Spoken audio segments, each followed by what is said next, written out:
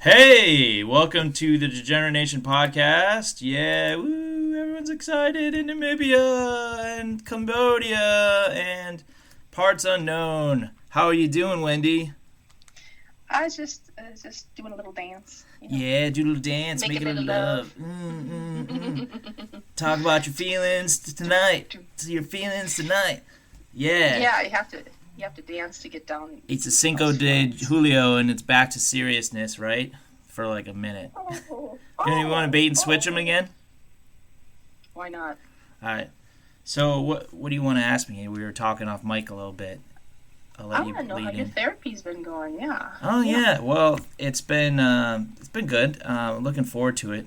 You know, when the last episode when I signed off with, God, it's 2 more days to therapy. I mean, I wasn't entirely like being joking around there. Like it is 2 days to my therapy still, and it's like sometimes you want it to be the next day when you're like, I know what I could say right now, and it's not always that way. So I don't know. What tricks you can use are like write things down in the notes section of your phone or like on a piece of paper or something, and just try to remember thoughts that came up because it's hard to like talk about the difference between like how you're feeling right then, which might be pretty well, versus like how you were feeling like a few days ago because it's all in their cycle, like your 2 weeks or your week or your couple days in between when you have therapy and not.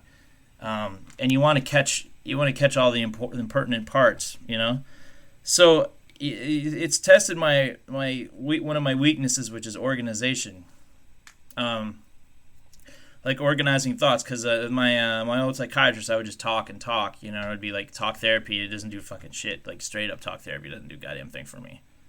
Because I can just talk myself into a rabbit hole, or I'll talk about the rabbit hole. Beep beep beep beep beep beep beep beep. I'd rather fuck like a rabbit, not be in a rabbit hole. So, yeah, Ooh, hot. yeah, yeah. But no, my therapist is really good. I think I approach it well. I try to give my all, and I try to like not talk about like stuff that I can't really have any control over.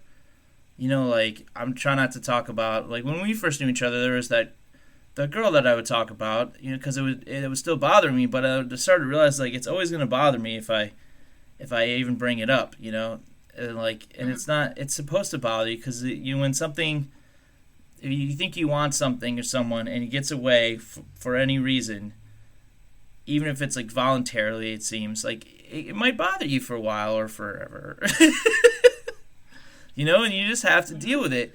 And one of the ways to deal with it is don't bring it up in therapy because it's never gonna the result is never gonna change. It's a process of thinking that needs to change how you deal with thinking about things like that. So I don't know. I recommend cognitive behavioral and ACT. Look up ACT, what that is. That's a test you take when you try to get into college. It is. It's a type of therapy. It's really good. It's Ooh. action and commitment therapy. ACT. ACT. Ooh. It's called ACT. Yeah. So it's like, did I say action? I meant fuck. God damn it. Acceptance and commitment therapy. So it's like you accept the thought as just a thought, and you try not to judge it. Right? You're like, there's this one analogy like the river of thoughts. So you get river of thoughts. It's like, oh, I'm never gonna find somebody else. And you're like, oh, I'm having. You see, look, and this thought's going down the river. I'm having the thought that I'm never gonna have somebody else. Oh, that's nice. What a nice thought. And you just keep going down the river instead of like fusing yourself to it, which is like sticking to it. And you're like, oh, I'm never gonna. I'm like, you might very well find many people, but you might very well blow it if you have that attitude because you're thinking of you'll never, and you're not letting your natural process take hold. Some people forget about somebody quick, right? Mhm. And some people it takes a while.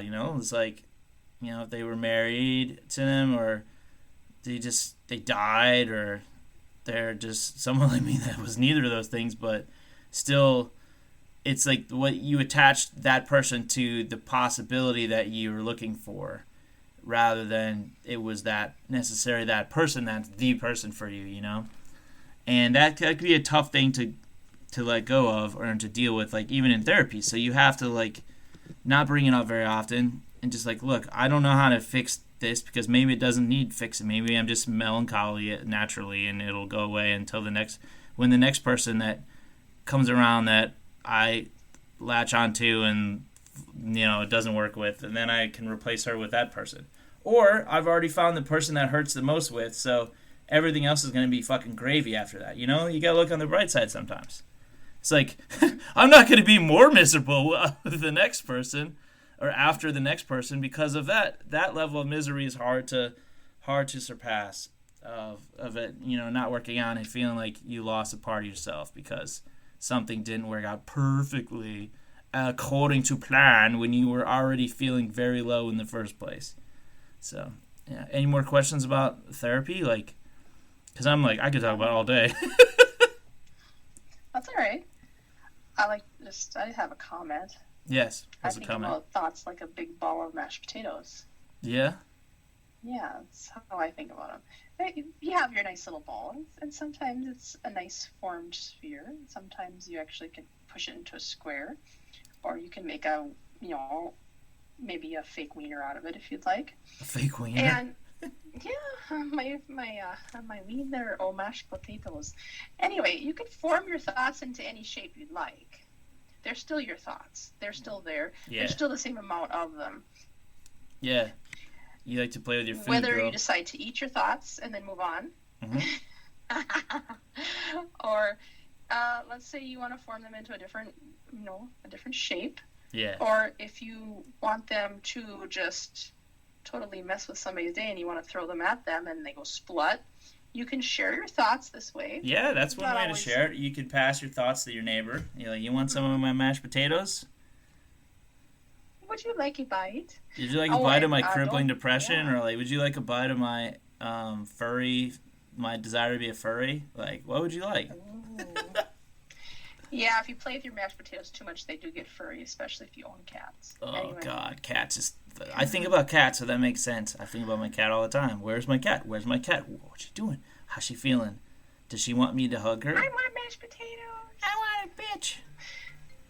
I want mashed potatoes. Mash it up. Yeah, and don't dwell on your mashed potatoes too long, or they'll go rotten. Yes. If you want to, put them in the fridge, and they'll keep until later. So it kind of be like silly putty or something too, or like clay, right? Or that slime the kids play with. You familiar with the slime? Oh, it's yeah. It's all the same type of construct. I'm just playing with the metaphor a little bit, but that slime that the kids make, and it's got borax in it and shit. Oh yeah. Oh, the kids at the program fucking love that shit. It's gross, but they love it. They love the slime, and it's that is awesome. We didn't really have that. We had some Nickelodeon stuff that they sold, but we didn't have that make it yourself slime type of thing going on that I know of. That would have been kind of cool. I'm sure my mom would have loved that. Do your kids get constipated when they eat their slime too? Because I get constipated. Yeah, totally. They eat it. Yeah. Yeah. Poop it out and then they eat it again. Mashed potatoes. Mm-hmm. Yeah. They don't. They took my slime away. So, yeah, idiots. So Give me my slime. Give me slime. We're going to talk very briefly about another S word, which is suicide. We strongly encourage you, if you have any thoughts of that, to make sure you're not the only one that knows that in the world, because that's the more people you have that are really close to you. Don't tell people that are on the peripheral or whatever. They don't deserve to know that stuff. They don't know how to deal with you. To talk to you, handle you. You want to talk to trusted parents or a relative, or especially a professional. I don't have the number for the hotline. Maybe I do actually. Let me see if I got it. But you want to make sure you're not in the dark, or other people aren't in the dark of knowing that you're feeling that way, because it might be a thing that you're not used to at all, and that is scary as fuck. When you're not used to thinking that way, and suddenly you start thinking that way, it's what the fuck? I think that happened when I was a teenager. It might have. I don't even remember, but when I was start feeling like my first real bout with this stuff, like it was scary as shit because you don't know what's going on in your brain, and it's like I guess this is puberty. I thought I was supposed to sprout some hairs, not like fucking want to like jump off the school roof or something, you know, like yeah, or Right. yeah. Anyways, I have the number. It's still on my phone as hotline, and it is. I think this might be the text one, but it might be the real one. We can find out. It's 800-273-8255. That's in America. So if you're in Namibia or Cambodia or elsewhere, Vietnam, you're probably gonna have other hotline numbers. But maybe you just tell them you're fucking in Louisville, Kentucky or something, and just like, oh, I just have a Namibian number. I just moved here from Namibia. You know, work the system a little bit and have a chat. And you're always welcome to email us like your just some bullet point thoughts or something, man. Because yeah, we're here for you. So don't be alone in this endeavor and fighting your darkness. Like people are starting to care more or understand a little more in society, and I hope that's happening overseas too. In Namibia, in Cambodia, in Vietnam, and elsewhere, at other places where our listeners dwell. Because we love everybody, even the assholes. It's so awesome that our tentacles are reaching out that far. Yeah, I mean, it might be bots, but we don't know. Maybe our bots are having emotional problems, and that's why they don't listen all the time. It just comes in waves. They're rogue bots that have been programmed faultily, and they're stuck on our show, so it depresses them. Oh. Oh yeah, and if our show for some reason makes you feel like shit, don't listen. I don't need the listeners that bad. I mean, I need them bad. Yeah, I need them bad. It helps my self-esteem, but not as bad as to overshadow your own well-being. It won't affect his self-esteem if you just don't tell him about it. That's true. So just quietly unsubscribe and go about your business. Go about your business. Not all your business, though. Ooh. Not all your business. Degenerate Nation is watching you masturbate with lotion. We do not encourage lotion. You don't? No. But for women, I've heard about this thing called like a magic wand or whatever. I don't know if it's so different from the rabbit or whatever that little thing was. Do you use the magic wand? No, but I have had a Harry Potter fantasy. What? Do you think they should sell like Hermione wands? They should sell Hermione wigs for sure. Hermione wigs and Hermione pocket pussies? Yeah, I mean... This is for like movie number 7, part 2, Deathly Hallows Hermione when she was legal, just so you know. Yeah, I want a Hermione Merkin for sure. Yeah, that's the ticket. Explain to our new audience what a Merkin is. Merkin is a fake covering of pubic hair for your nether region, and it's used to replace a lack of or a sparse amount of pubic hair. Let's say you want a full bush. You want just a bushy Hermione. I am just the magical Gryffindor chick. Bush. Yeah. Do you get one of those when you have cancer or something? Or when you accidentally peeled off your pussy like you did that one time and you bought a Merkin? I thought about it then, but of course I wasn't into the Harry Potter books at the time. Now I just have my Gryffindor robe. Nice. And then I can flash people my my Hermione Merkin. And yeah. Were Merkins popularized in the 70s when heavy bushes were in still? I thought well, see, that's a very good question. I don't know if it's like all natural or if it's... You should not feel ashamed if you need a Merkin. No, if you want one, get one. Fuck yeah. Fly that freak flag. I don't care. I'm picturing this like late 70s, like 79 I think, or 78, whenever it was. No, 79. 79 like hot but not too hot businesswoman that she's like traveling across the country, you know, and she's staying in hotels, and she's like, I'm gonna put my Merkin on. I might meet a man tonight. And then she's watching the Ayatollah coverage and the fucking Iranian hostage, and she's like smoking a cigarette in a room and listening to Damn the Torpedoes on the radio, the album from Tom Petty. It all comes back to Tom Petty. She's naked. She's got the Merkin on, and she's just grooving to Century City. Okay. I wanna live in Century City. I wanna live in Century City. Yeah. Room service. Excuse me, ma'am. I heard that you needed a special Merkin grooming. Yeah. Come brush my Merkin while these hostages are dealt with in Iran. What would happen? I wonder if you could take a Merkin camping. I would love to do that. Just all of a sudden just relax in your tent. And like the breezes are just gently blowing. And there's a couple people wandering around outside. Nothing too special.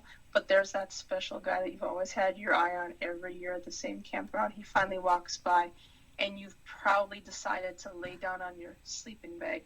And you've got that brand new Merkin. And your legs are just ever so parted gently. And he sees you and he's like, is she having a baby? What is between her legs? What the fuck is that? Oh my God. Yeah. It's a Merkin! But I'll have your baby! Put your baby maker on my Merkin is honey. Yeah. Come rip my Merkin off and bang me. Do you have to like move the Merkin aside? No. Oh God, no. Is it like the chest hair on one of those like fucking action figures from the 80s? Like the He-Man ones? Nah, it holds a lot less. Or Rainbow Bright. I forget which it was.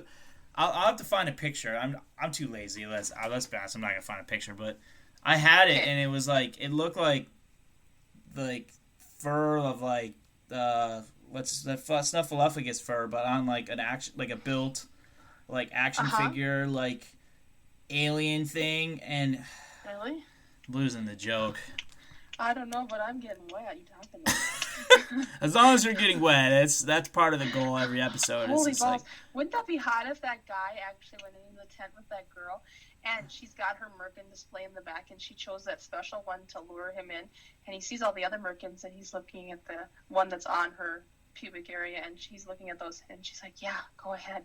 And so he takes them one by one, and then takes the spray adhesive, and goes pshh, and sticks them on his chest, and then he has a mosaic pattern of Merkins. And then of course, he's got a beautiful erection by now, and his pubic hair, he doesn't need a Merkin, but he puts one on anyway just because he wants to feel to comfort her. Part of the whole. Yeah, exactly. Part of the fantasy. And so then they make love, and the Merkins are just mixing in beautiful harmony. And the bears are screaming in the darkness. Of course, they can smell that horniness for miles away, and they're out there screaming their love songs. Yeah.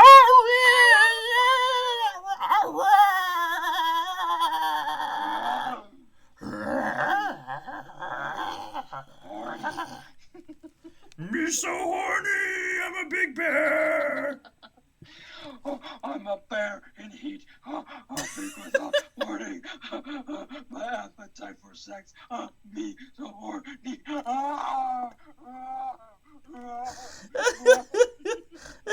Yeah, that's camping, baby. That's camping right there. Oh, I want to go camping. Oh, I want to go camping. Grab your Merkins. We're going camping. All right, we're going fucking camping. Bye.